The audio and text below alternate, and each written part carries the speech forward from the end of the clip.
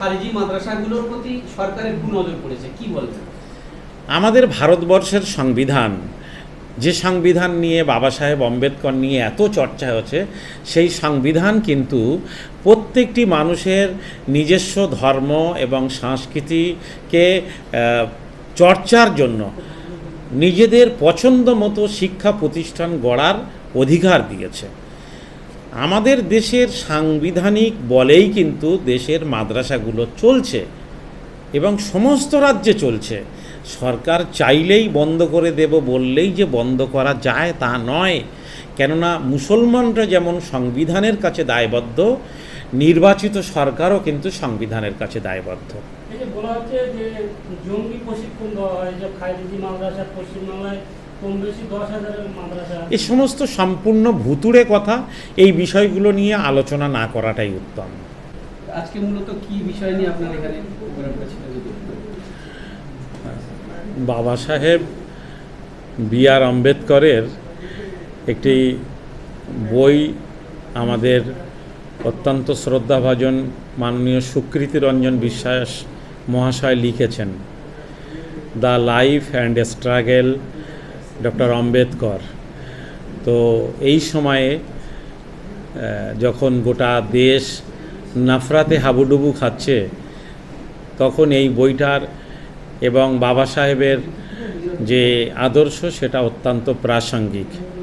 সেই জন্যই সংখ্যালঘু যুব ফেডারেশনের পক্ষ থেকে সুকৃতিদার এই বইটা আনুষ্ঠানিক মোড়ক উন্মোচনের একটা অনুষ্ঠানের আয়োজন করা হয়েছিল।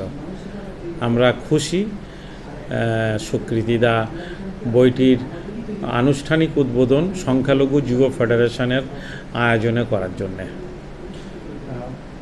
বই মোড়ক উন্মোচনে বিভিন্ন জায়গায় হতে পারে, কিন্তু সেটা সংখ্যালঘু যুব ফেডারেশনের ব্যানারে হয়েছে। সংখ্যালঘু যুব ফেডারেশন সুকৃতিবাবুর কাছে আবেদন করেছিলেন যে তার এই মহৎ প্রচেষ্টার কিছুটা অন্তত উদ্যোগ যদি সংখ্যালঘু যুব ফেডারেশনের ছেলেরা নিতে পারে। আমরা সেই মহৎ প্রচেষ্টায় অংশ নিয়েছি কেবলমাত্র। বইয়ের পড়ার যে প্রবণতা দিন দিন কমছে, কিন্তু বি.আর. আম্বেদকরের এই বইয়ের মধ্যে কি এমন তথ্য থাকবে যেটা পাঠককে আকৃষ্ট করবে?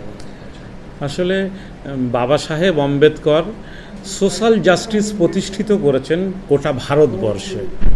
বাবা সাহেব আম্বেদকরের ভাবনায় ছিল যে সামাজিক ন্যায় বিচার দেশবাসীর জন্যে। তিনি দলিত হতে পারেন, আদিবাসী হতে পারেন, সংখ্যালঘু সম্প্রদায়ের মানুষ হতে পারেন, যে কোনো মানুষ, দেশের প্রত্যেকটি মানুষ যেন ন্যায় বিচার পান। বাবা সাহেবের এটাই ছিল মূল টার্গেট। সেভাবে তিনি সংবিধান রচনা করেছেন, সেভাবে তিনি লড়াই করেছেন, সংগ্রাম করেছেন এবং সেই সংবিধানকে দেশের সংসদে সেটা পাশ করিয়েছেন। সেই প্রচেষ্টা আজকে নতুন জেনারেশনের কাছে তুলে ধরার প্রয়োজন আছে বলেই আমরা মনে করছি। আজকের অনুষ্ঠানটি কতটা সফল? সমাজের নানা স্তরের মানুষ এসেছেন, মুসলিম সমাজের মানুষ, হিন্দু সমাজের মানুষ, হিন্দু সমাজের মধ্যে যারা দলিত, আদিবাসী, তারা এসেছেন। এটা সবাই এখানে সংখ্যালঘু যুব ফেডারেশনের সাড়ায় অংশ নিয়েছেন, এটাতে আমরা খুশি।